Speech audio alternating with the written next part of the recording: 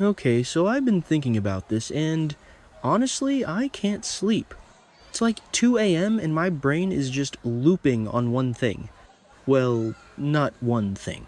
A million things. But mostly this Nathan West situation. Because here's what's bugging me. The rumor. You know the one? The two Nathans theory. At first I was like, okay, sure, whatever, it's a soap, we do clones, we do masks, we do memory mapping. I mean, remember when Jason was Drew but we thought he was Jason? Or when... Wait, no, that's not the point. The point is, usually when a character comes back from the dead, we spend 6 months wondering if it's them and then it is. Or, it's a twin. But this feels different. And I know, Felicia is convinced. She looked him in the eyes and was like, that's my Nathan. And Felicia is, well, she's Felicia. She has instincts, usually, except for when she doesn't. But if there are actually two Nathans running around Port Charles, like physically two separate entities, it explains so much that has been driving me crazy for the last few weeks. Wait, let me back up. Because to understand why the two Nathans theory actually makes sense in a terrifying I need a diagram kind of way, you have to look at how weird everyone else is acting. It's not just Nathan. The whole town is like tilted. Take Willow. Seriously, take her? Someone please take her, because I cannot deal with this Congresswoman Kane arc while she's literally keeping Drew drugged in a... Wait, is it a basement, a safe house? I forget the exact location, but the point is, she's injecting him with stuff to keep him incapacitated so she can steal his seat. That is not Willow behavior. Or maybe it is. Maybe this is the true colors thing people keep talking about. But think about it. Willow is juggling being a mom, running for Congress, and being a secret felon. She's essentially living two lives. Metaphorically, she is two Willows. So why is it so hard to believe we have two Nathans literally... Okay, back to Nathan. Here's the evidence that's been keeping me awake. The bad Nathan, let's call him that for now though. I guess he could just be confused. Nathan is doing stuff the old Nathan would never do. Yee.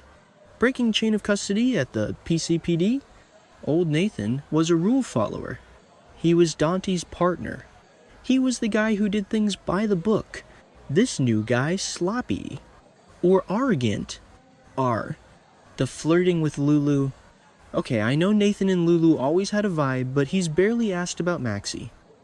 Maxie was in a coma or a clinic. Wait, she was in Boston, right? Yeah, the Boston clinic. She comes home, her world is upside down, and Nathan is over here making eyes at Lulu Spencer 3. The memory gap. He remembers nothing of the last 7 years. Nothing. Now, hear me out. What if Peter August is behind this? I know. Peter is dead, but is he? Or even if he is dead, did he set something in motion before he died? The user input mentioned Peter might be the key, and honestly, it tracks. Peter was obsessed with Maxie. If he couldn't have her, maybe he wanted to make sure no one else could by creating a version of Nathan that would ruin everything. Or wait, actually, what if it's not Peter? What if it's this new guy, Ross Cullum? I've been reading up on Cullum obsessively, obviously, and he's the head of Faison's final project. Faison? Nathan's father. If Ross Cullum is running Faison's final project and Nathan is Faison's son, I mean, come on. It's right there. Maybe the two Nathans are part of the project. One is the control, one is the variable, or one is the sleeper agent. God, I sound like Spinelli. Speaking of Spinelli, the poor guy is spiraling. And can you blame him? He's telling Lulu that he thinks Maxie is going to choose Nathan. And normally I'd say, duh, it's Nathan. But if there are two of them, which one is she choosing? The one who loves her, or the one who is currently looking at Lulu like she's the last? Glass of water in the desert. And does Maxie even know? Spoilers say she's struggling to figure out which man she wants. We assume that means Spinelli versus Nathan? But what if, and this is a total galaxy brain moment, what if she subconsciously senses there are two Nathans and she's confused by that? No, that's probably reading too much into it. She's probably just overwhelmed because she just got back from Boston. But wait, I forgot about the keys. Michael Corinthos. He's going off the rails too. He decked Chase, punched him right in the face. because he thinks Chase planted a key to Drew's place on him. But we know it was Willow. Willow planted the key. This is what I mean about the whole town being tilted. Willow frames Chase. Michael punches Chase. Chase is obsessed with taking down Michael. It's a mess. And in the middle of this chaos, we're supposed to believe Nathan West just casually walked back into town with a 7-year memory gap and everything is fine. No. Nothing is fine. And what about Jens Sidwell? Side note, I still can't get over the fact that his name is Jens. It sounds like a tech startup. He's basically running Port Charles now. He's got Laura in a corner. I read somewhere that he's forcing her to recommend Willow for the Congress seat at a press conference. Laura Collins. The mayor. Being bullied by a guy named Jens. But here's the connection I'm trying to make. My brain is moving faster than my fingers. Sorry if Sidwell and Cullum are working together, which they are, right. They're both the big bads right now. And Cullum is doing phase-on stuff. Could the two Nathans be enforcers for Sidwell? Think about it. You have a good Nathan to keep the police distracted and the family happy. And you have a bad Nathan or sleeper Nathan to do dirty work, although flirting with Lulu isn't exactly dirty work for a supervillain. Unless the goal is to break up the Spencer Falconeri West alliances, I don't know. Maybe I'm overthinking the Lulu thing. Maybe Nathan is just a guy who hasn't seen a woman in 7 years and Lulu is there, but the chain of custody thing really bothers me. That's a specific detail. You don't write a scene about a cop breaking chain of custody unless it means something. And where does Jason fit into this? Jason is leaving. We know he's gearing up for his exit, sobbing quietly in the background. But before he goes, he's meeting with Britt to strategize against Cullum. Wait. Britt. Britt is Nathan's sister. If there are two Nathans, wouldn't Britt know she's a doctor? She's Faison's daughter. She has the same weird genetic markers or whatever. If anyone could spot a clone, imposter, twin, it would be Britt Westbourne. But Britt is distracted. She's worried about Liesel. She's worried about Jason leaving. She's dealing with the Sidwell threat. Maybe she hasn't spent enough time with new Nathan to notice the glitches. Or maybe she has noticed. Maybe that's why she's strategizing with Jason. Is it possible the Cullum details Jason is sharing with Sonny aren't just about the WSB, but about Nathan? Sonny, I think there are two of them. Two of who Jason Nathans? You gotta be kidding me. I can hear the dialogue in my head. Actually, speaking of Sonny, Justine Turner is back on his case. This ADA is relentless. She's talking to Dante about no more blunders. If Dante is distracted by his old partner returning and acting weird, he might make a mistake. Is that the plan? Distract the PCPD with zombie Nathan so the mob or the WSB or Sidwell can take over. It's all connected. It has to be. But let's go back to the clone idea. Fully catapult us into the world of clones.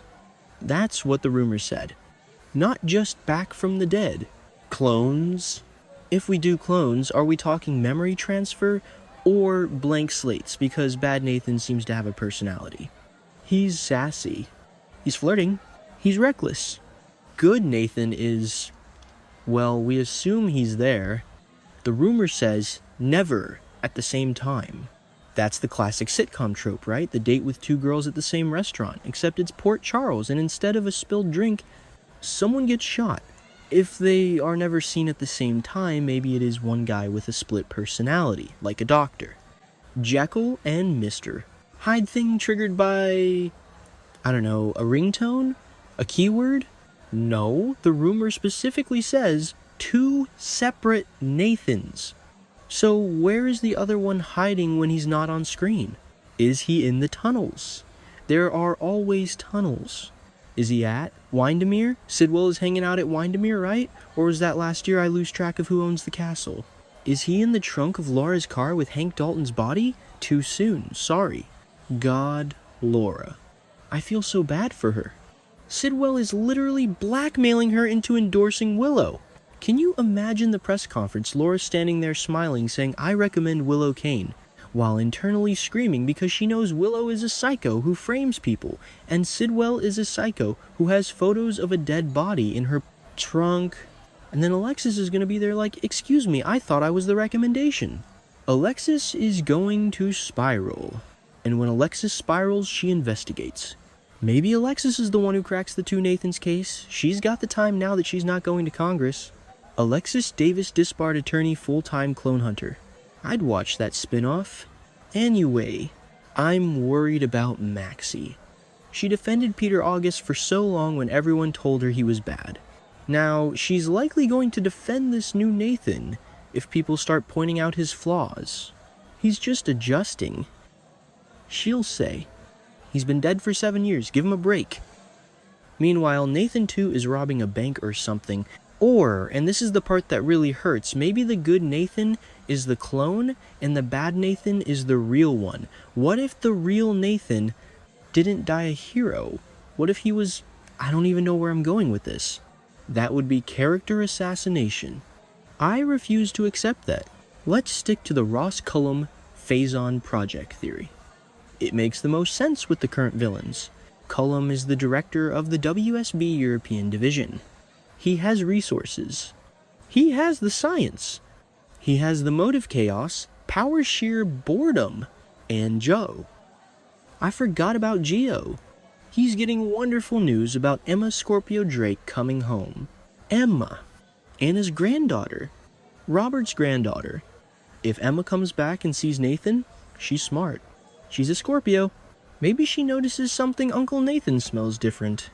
Or Uncle Nathan doesn't remember the secret handshake. Kids and dogs, man. They always know. Wait, does Maxie have a dog right now? I feel like she needs a dog. Okay, I'm losing the thread. The point is, the two Nathans rumor isn't just a fun what if. It's the only thing that explains the weird vibes in Port Charles right now. It explains the glitches. It explains the memory loss. It explains the flirting with Lulu, which, again, rude. And if it's true, we are heading for a collision course. Imagine the scene Maxie finally chooses Nathan. She goes to tell him. She finds him at the boathouse. Is the boathouse still a set? He's sweet, he's loving, he's perfect. Then she walks to the Metro Court, and there's Nathan, drinking a martini with Lulu, wearing a leather jacket,